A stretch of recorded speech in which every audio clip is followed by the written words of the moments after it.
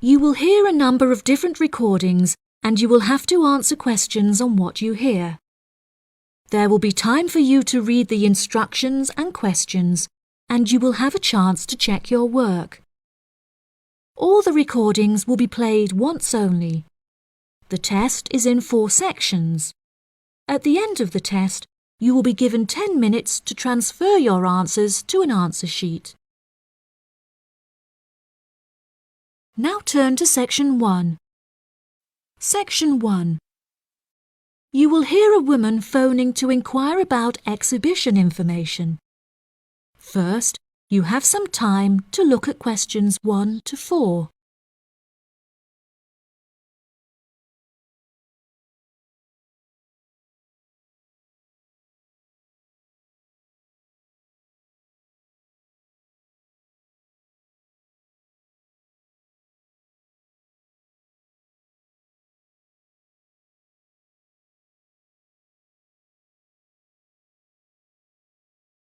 You will see that there is an example that has been done for you.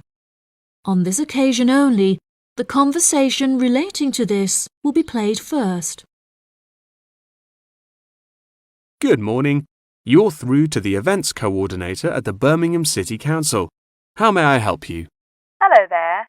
My husband and I are interested in purchasing tickets to the automobile exhibition, but I couldn't find many details about it on your website, and I was wondering whether you could provide me with some more information.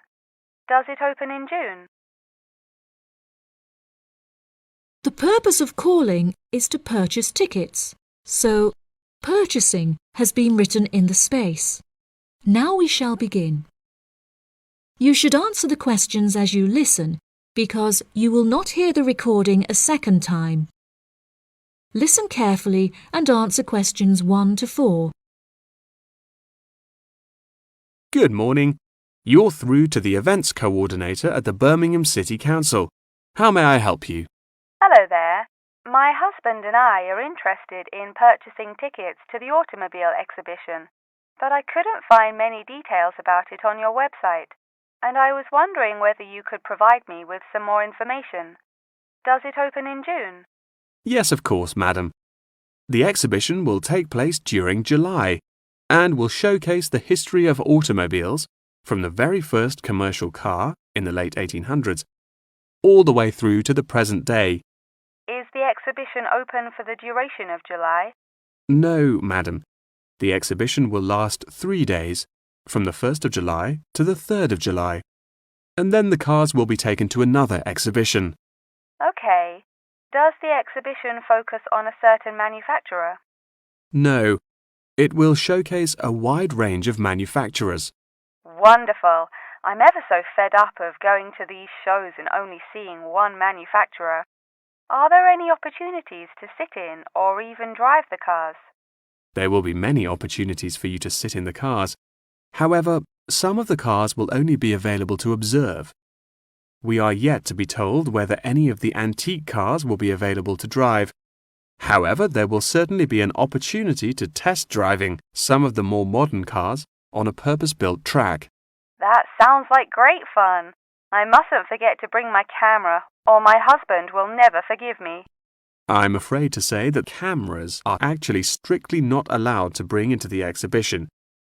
There will, however, be a section where a professional photographer will be available to take photos of you sitting in a car in period clothing. Well, that sounds like it could be fun, but I assume the photos won't be free. On the contrary, one free photograph is included within every ticket, but each photo after this will cost £5. Before you hear the rest of the conversation, you have some time to look at questions 5 to 10.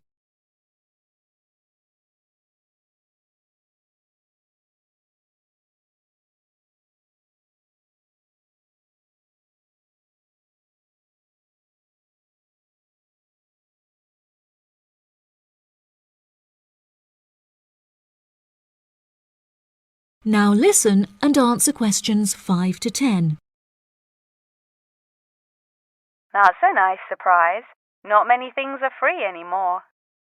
I've been asking around about the ticket prices, but I haven't yet had a definite answer. Is it correct that the tickets are £100, whether you buy them now or on arrival? I'm afraid not. If you buy the ticket in advance, the price is £110, but it's £165 on the door. Oh, goodness. I suppose I'd best pay for them now then. Is it possible to buy tickets from you now over the phone? Yes, of course, madam. I'll transfer you to the box office manager, Mark Edgeworth. That's EDGEWORTH.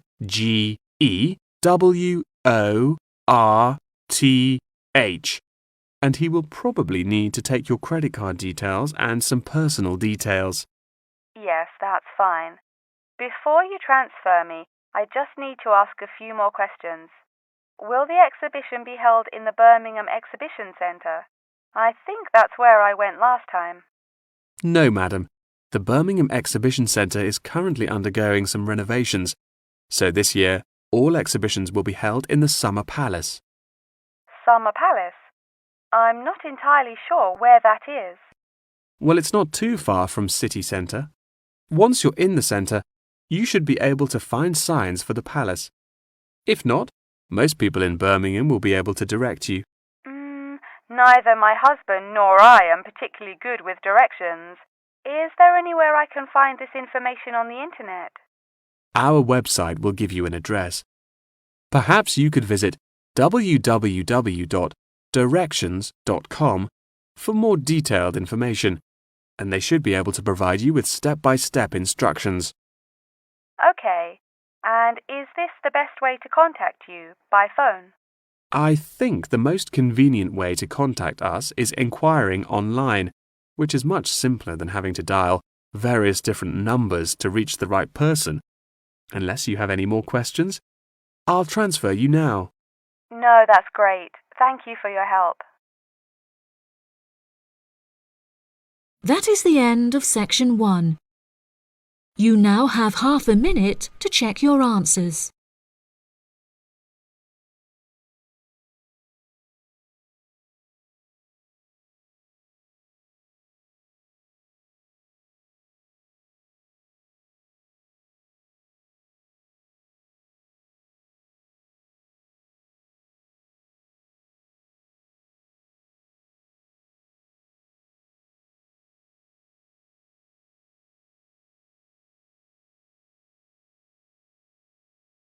Now turn to section 2. Section 2. You will hear part of a talk given by a member of staff at a hospital. First, you have some time to look at questions 11 to 15.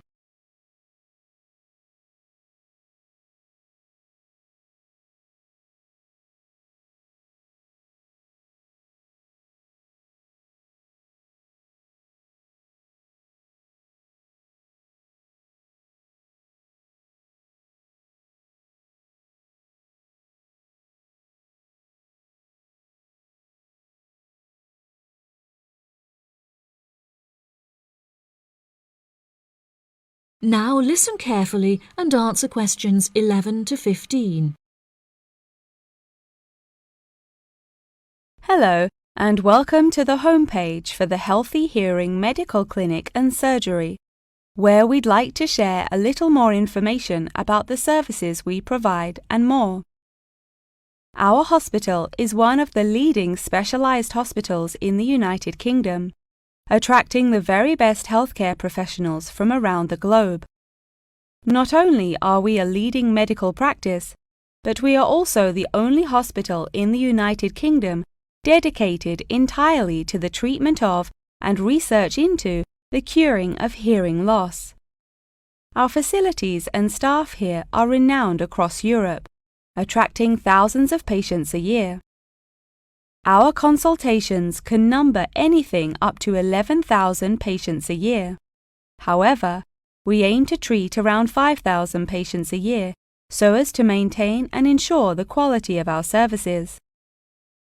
Our patients are guaranteed the highest standard of care, as well as the use of our first-class facilities. All patients requiring overnight treatment are provided with their own private room with en-suite facilities, as well as a state-of-the-art entertainment centre, which includes a flat-screen LCD television and PlayStation. Appointments with our healthcare professionals can be made at any time during the week, with female doctors available between 8 a.m. and 11 a.m. If you need to see a doctor outside of these times, please visit the Out of Hours page of our website for more information. Our doctors are all trained to an exceptionally high standard and practice a vast array of specialities. Mr. Roberts is a fully qualified ear and throat specialist. Mr. Edwards is a pediatric hearing specialist, while Mr. Green specializes in reversing hearing loss. For more details about our people, please visit the staff members page on our website. During a consultation, doctors will sometimes decide medication is required, for which patients should receive a prescription. There are several pharmacies within the city. However, we recommend that patients use the pharmacy housed within our healthcare facility. Our in-house pharmacy is well stocked at all times. Our products are competitively priced, and our pharmacists are on hand to help and advise from 8 a.m. until 10 p.m. from Monday to Saturday, and from 9 a.m. until 12 p.m. on Sundays. If you require any help outside of these hours, please see our Out of Hours page on the website. Since the Healthy Hearing Medical Clinic and Surgery also functions as a teaching hospital, we aim to provide our students with every opportunity to expose themselves to medicine in practice. Therefore, we would like to encourage our patients to give their consent for a medical student to attend their consultations. If our patients are not comfortable with this, there will be a form at reception where patients will be able to opt out. Before you hear the rest of the talk, you have some time to look at questions 16 to 20.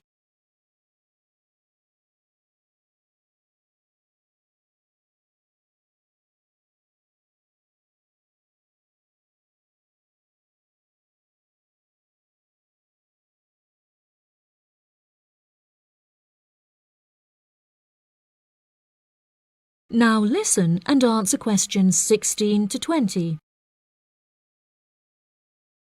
Now, please look at the map I've given you of the Healthy Hearing Medical Clinic and Surgery. For those not familiar with our practice, reception can be found through the main door at the end of the corridor. If your consultation is booked with Mr. Green, you need to go through the main door and turn right by the nurse's desk, and his office is at the end of the corridor on your left-hand side. If you need to alter any of your personal details, please visit our secretary at the Office for Medical Records, which you will find next to the therapy room. If you're awaiting surgery, please first check in with reception before taking the first door on the right after you enter the clinic. Finally, in the event that you feel disappointed with any of the services we have provided, or have any further questions, please locate our manager's office, which can be found near the Office for Medical Records and between two closets. If you have any more questions about the Healthy Hearing Medical Clinic and Surgery, please do not hesitate to contact us on 01 256 111 111. That is the end of section 2. You now have half a minute to check your answers.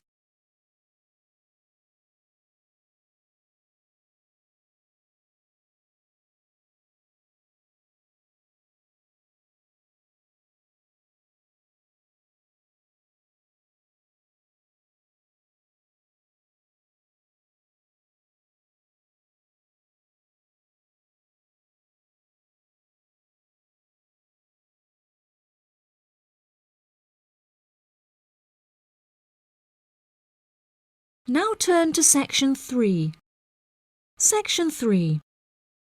You will hear Jim and Jane, two students, talking about their professor's lecture.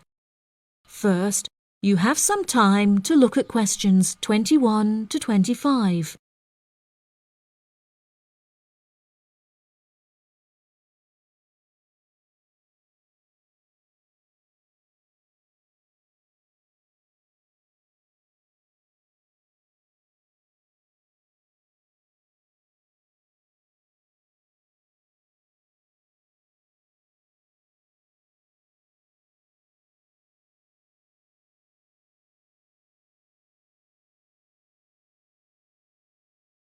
Now listen carefully and answer questions 21 to 25. Jane, what did you think of Professor Morgan's lecture? I don't know about you, but I find it incredibly difficult to believe that light influences the environment as much as he says. I've never seen any journal articles, websites or anything that verifies his arguments. It's stupid. On the contrary, I've seen a great deal of research supporting his argument from a wide range of renowned scientists. Have you looked at the recommended textbook listed on the course outline given to us at the beginning of the semester? All the information is in there. Perhaps you've just been looking in the wrong places. I never look at the course outlines. I have so many loose sheets of paper I tend to lose anything I'm given by the end of the day. What's the textbook they recommend? And where can I get it from? I should probably go buy it soon. I'm already behind in the course. Yeah, you definitely should buy it. And our grades are more important this year. It's called The Influence of Light on the Environment. You should be able to find it in the bookshop on campus. If not, they'll order it within 2 weeks. In the meantime, you should read up on Ken Simpson's work. He argues that in order to protect natural habitats, governments should endeavour to turn off lights in cities at night. Well, that's controversial. I doubt any government would be willing to do that any time soon. I imagine roads would become quite dangerous without street lighting. For this issue, Dave Kepler suggests they could just replace the existing lights with more environmentally friendly bulbs. They could even install solar-powered lights. That way, roads will be more eco-friendly while maintaining safety. Although I guess they wouldn't be particularly effective in colder countries, especially during the winter. That's quite a good idea, actually. The price of solar power is supposed to be on par with electricity within the next few decades, and it was on the news this morning. I've also heard that, according to Sharon Gray, in countries with more sunlight, insect-eating animals tend to be smaller in size. Since there are fewer insects, and the remaining insects produced a smaller number of eggs. Yeah, I think I read somewhere that sunlight also has a negative effect on the quality of water, but I'm not sure I believe it. In many hot countries, particularly developing countries, there is a lot of water pollution caused by factories rather than sunlight. Nevertheless, Maria Jackson says that in direct sunlight, the surface of the water becomes more translucent. Therefore, it affects the amount of sunlight that aquatic insects can absorb. Not much research has been undertaken to prove Jackson's theory, but it seems to have been widely accepted anyway. I've never heard of that. I'll have to look it up on Google. The only other theory I've studied is Barbara Swallow's study on how declined insect population adversely affects the frog population. Not that I'm complaining. I hate insects, especially spiders. You have arachnophobia? I never would have guessed. Didn't your brother have a pet black widow spider? Yes, he did, and I hated it. It escaped from its cage once, and we never found it. I had nightmares for months. Before you hear the rest of the conversation, you have some time to look at questions 26 to 30.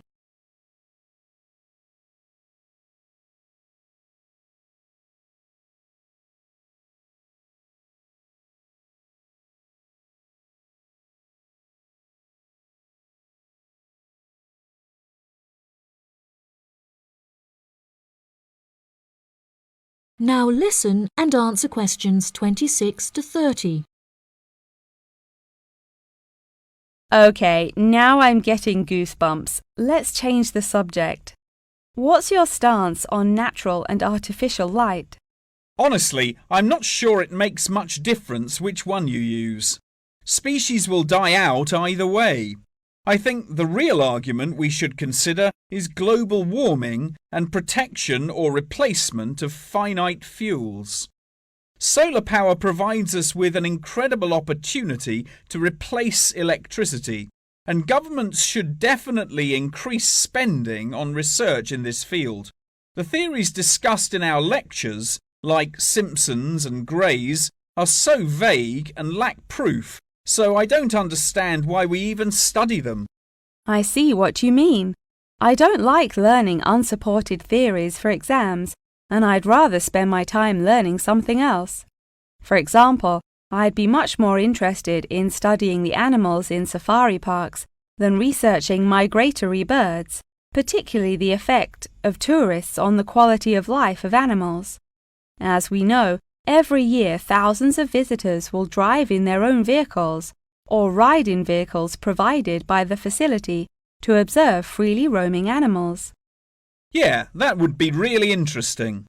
Especially those animals living in more tropical countries like Borneo. Following on from that, I want to study how bringing animals over from foreign countries to put in our zoos affects their life expectancy. For example, do you remember when China sent pandas to Edinburgh Zoo? Apparently, one of the pandas became depressed, but it was never explained why. To me, obviously, you can't take an animal out of its natural habitat and put it in a cage on the other side of the world. It just doesn't work. That is the end of section 3. You now have half a minute to check your answers.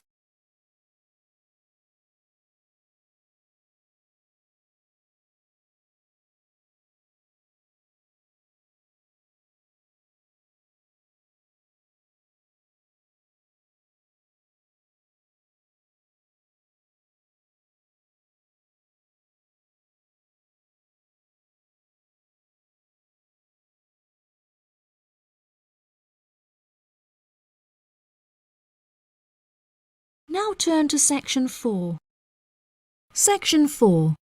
You will hear a talk on the history of football in Great Britain in the 19th century. First, you have some time to look at questions 31 to 40.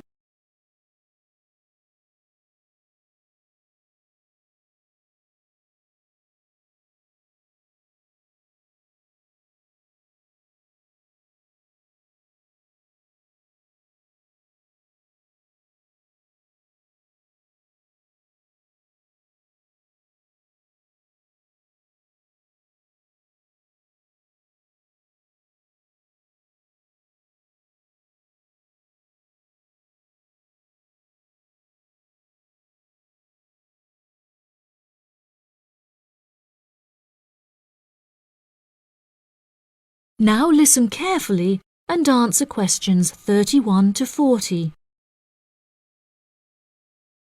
Great Britain is often hailed as the home of football, with talented players travelling from far and wide to play for teams in the English Premier League, one of the most popular football leagues on the planet.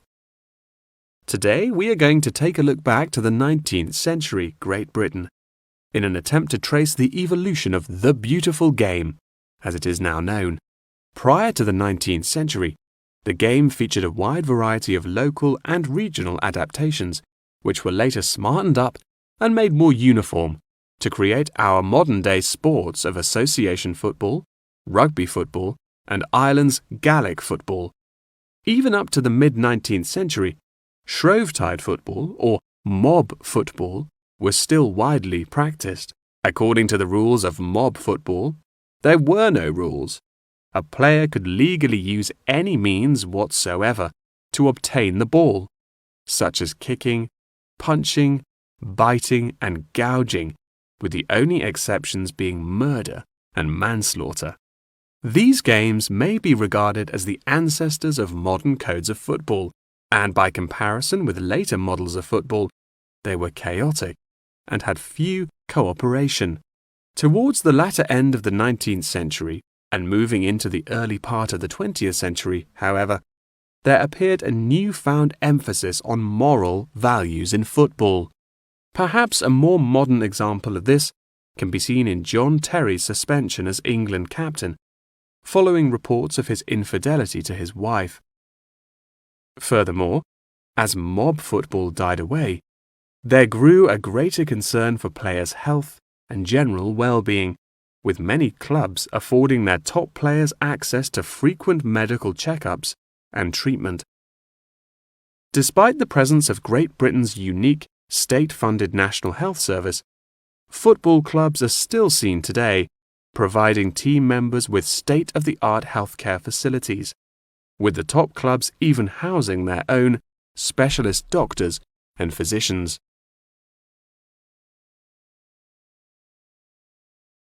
Today, football is a key feature of school children's day-to-day education, particularly for boys.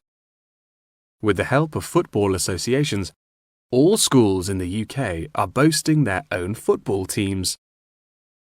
This mainly comes as a result of pressure put on schools and the government by concerned parents, who felt that football education taught their children valuable lessons and indeed vital life skills, such as teamwork and a drive to succeed.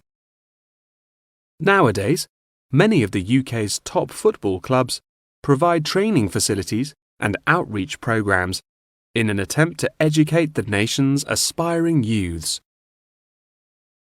As I previously mentioned, it was only during the 19th century that football in its uniform concept truly began to emerge, with footballers previously playing according to their own versions of the rules. However, it was not until the early 20th century that different players actually began to play according to these standardized rules. Prior to the 19th century, football was played by all the major English public schools, including the likes of Eton College, Winchester College, and Harrow. In 1848, there was a meeting at Cambridge University in an attempt to lay down the laws of football. Present at the meeting were representatives of each of these major public schools, whom each brought a copy of the rules enforced by their own individual school's rules of football. The result of the meeting was what is now known as the Cambridge Rules, thereby uniting the rules from across the country into one simple document.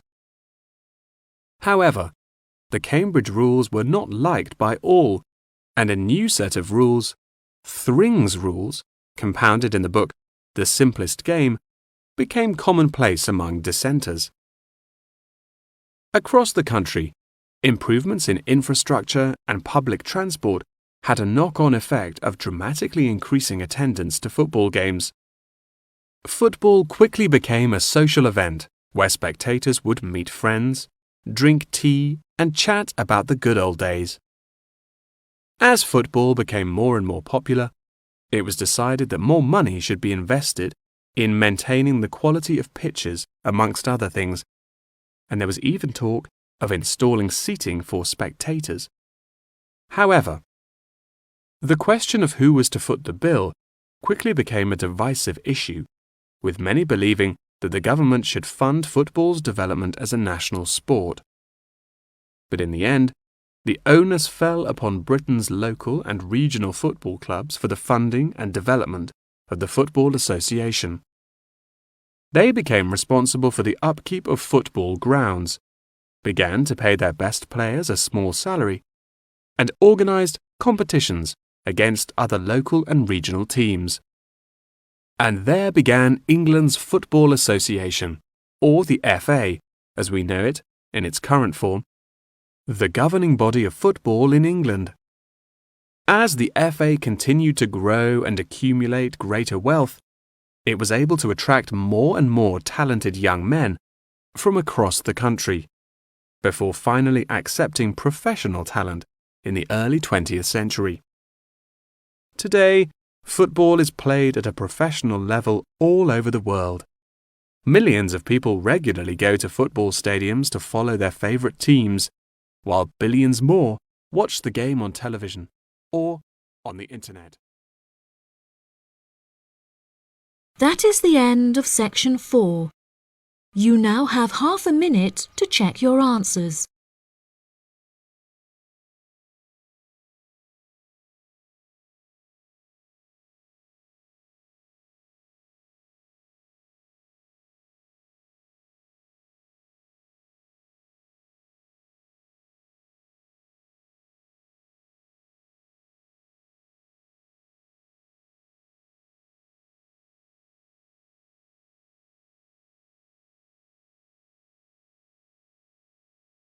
That is the end of the listening test. In the Ielts test, you will now have 10 minutes to transfer your answers to the answer sheet.